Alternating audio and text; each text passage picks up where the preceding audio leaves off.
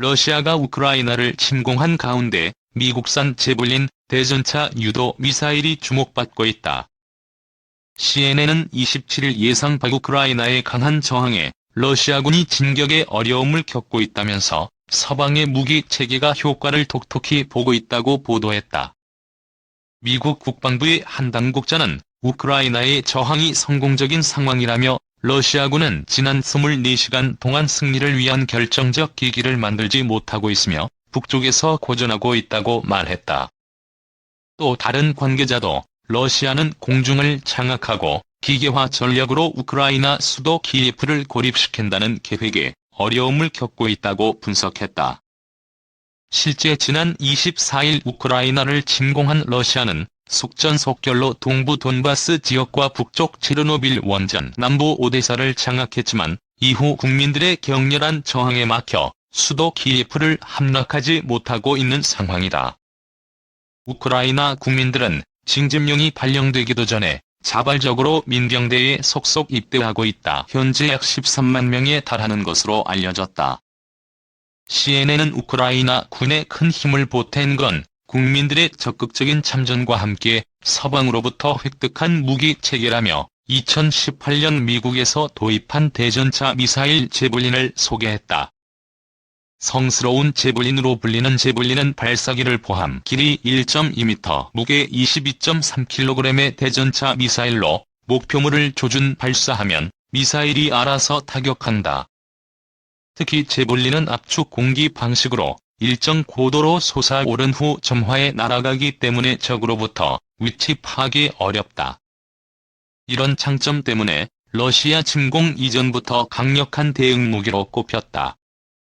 미 국무부는 제블린 미사일을 포함해 대공 시스템 등 약 3억 5천만 달러 규모의 무기를 추가 지원할 계획이다. 한편 우크라이나 군 당국은 침공해온 러시아 군이 26일 기준 군인 3,500명, 탱크 102대, 전투기 14대, 헬기 8대 피해를 입었다고 발표했다. 예상 밖 저항에도 군사 전문가들은 러시아와 우크라이나 군사력 차이는 여전히 크다고 평가했다. 국제전략문제연구소 최근 보고서에 따르면 우크라이나의 지난해 군사비 지출은 47억 달러로 러시아의 458억 달러의 10분의 1 수준이다. 이 러미의 우크라 무기 공급 중단, 중동유럽 나토 자산 철수 요구.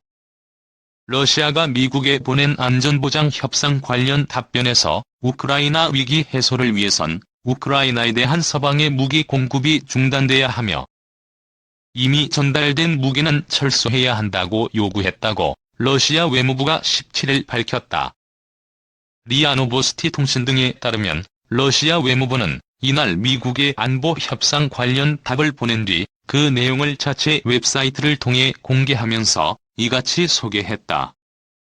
러시아는 서면 답변에서 우크라이나 주변 긴장 완화를 위해선 우크라이나에 대한 무기 공급을 중단하고 그곳에 파견된 모든 서방 군사 고문과 교관들을 철수시켜야 한다고 요구했다. 또 북대서양조약기구 국가들이 우크라이나 정부군과 어떠한 연합훈련도 하지 말고 이전에 우크라이나에 공급된 모든 외국 무기들은 우크라이나 밖으로 철수시켜야 한다고 주장했다. 우크라이나에 대해서는 동부 돈바스 지역의 정부군과 분리주의 반군 간 분쟁 해결을 위해 서명된 미न्스크 평화협정을 이행하도록 서방이 압력을 가해야 한다고 주문했다. 이어 나토의 추가 확장 포기, 우크라이나와 조지아가 나토 회원국이 될 것이란 2008년 부쿠레슈티 성명 철회. 현재 나토 회원국이 아닌 예소련 국가 내 나토 군사기지 건설 포기, 인프라를 포함한 나토 군자산의 1997년 이전 수준 복귀 등도 요구했다. 우크라이나 등의 나토 가입을 배제하고 예소련 국가 내 나토 기지 건설을 포기하며 중부 및 동부 유럽의 나토군 자산을 철수하라는 기존 요구를 반복한 것이다. 외무부는 이러한 제안들은 러시아의 원칙적 의미를 지닌다고 강조했다. 러시아는 또 답변에서 우크라이나를 침공하지 않을 것이며 그러한 계획도 없다고 거듭 주장했다. 러시아는 지난해 가을부터 미국과 그 동맹국들이 공식적으로 주장해온 우크라이나에 대한 러시아의 침공은 없을 것이며 계획돼 있지도 않다면서 러시아가 긴장 완화 책임을 져야 한다는 주장은 압박 시도이자 러시아의 안전보장 제한의 가치를 떨어뜨리려는 시도로밖에 볼 수 없다고 지적했다.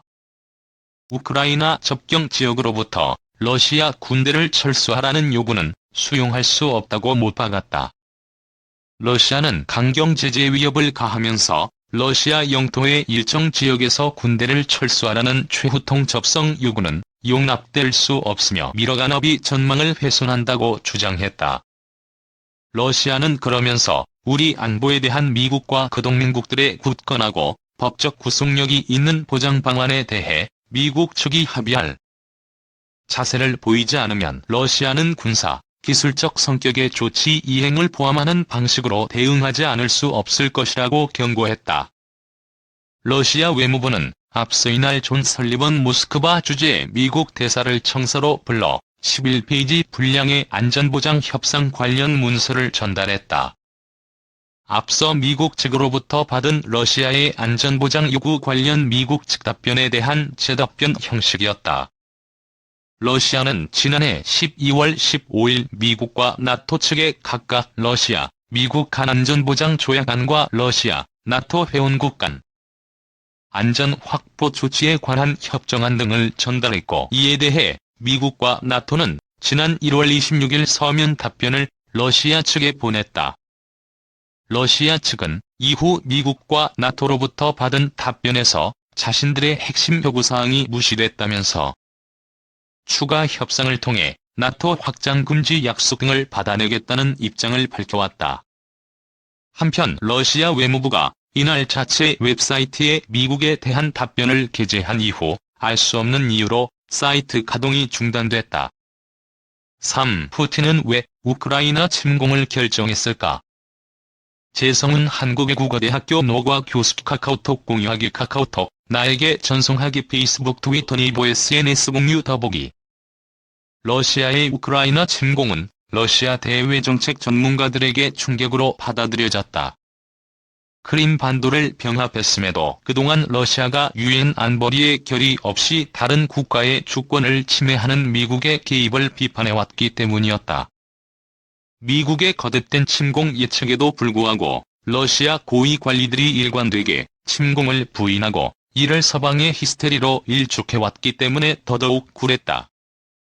12월 중순 러시아가 미국 및 북대서양조약기구의 적대관계 청산 추가 확대 포기, 신규 회원국 영토의 추가 병력 및 무기 배치 금지 등 요구사항을 제시하고 협상을 시작했을 뿐만 아니라 마크롱 프랑스 대통령과 숄츠 독일 총리가 연이어 푸틴 러시아 대통령을 면담하면서 외교적 해결도 가능해 보였다. 하지만 2월 21일 푸틴은 우크라이나 정부와 8년간 내전을 벌인 도네츠크 공화국과 루간스크 공화국의 주권을 인정하고 24일 새벽 이들 지역의 주민을 보호한다는 명목으로 우크라이나의 비무장화와 비나치화를 위한 특별 군사작전 개시를 선언했다.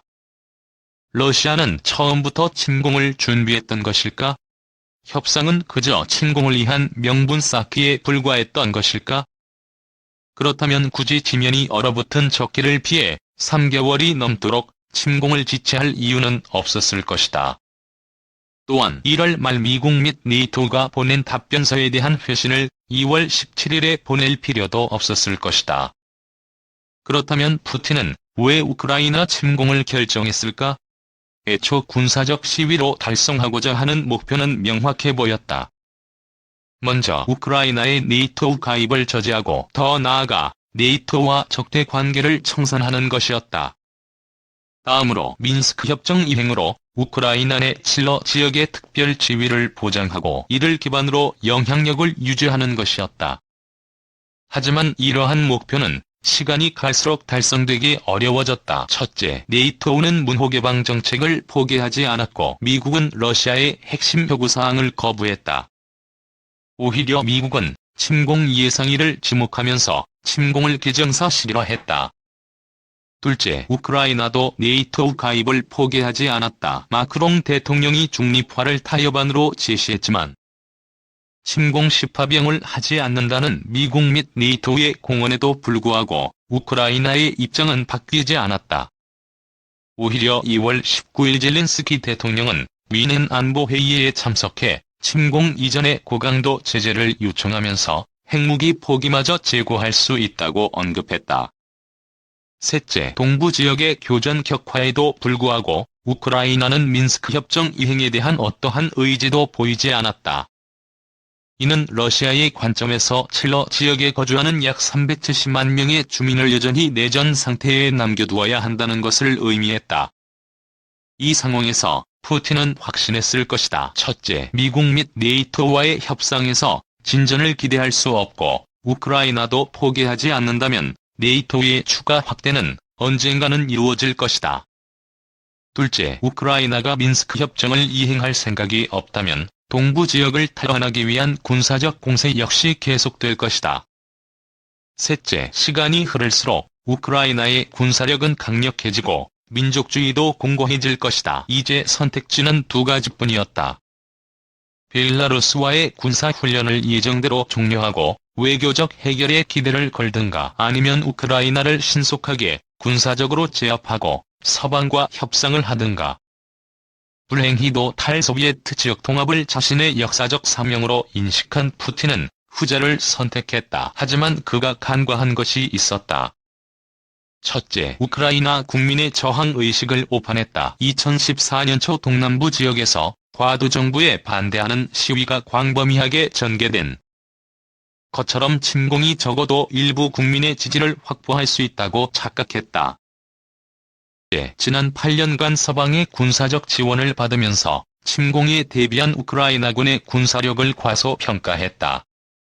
무엇보다도 주권 국가에 대한 침공이 러시아가 그동안 네이토 확대의 부당성을 지적하면서 확보한 대응 조치의 정당성 자체를 무너뜨려 국제사회의 어떠한 지지도 얻을 수 없다는 것을 간과했다. Cha thường hay trêu chọc làm con khóc, nước mắt nhem xong kể chuyện cười vui, làm con hết khóc, cha đưa con đến trường thật vui. Với cha con là trên hết, vết nhăn nhiều thêm, nét môi luôn cười, chính là vì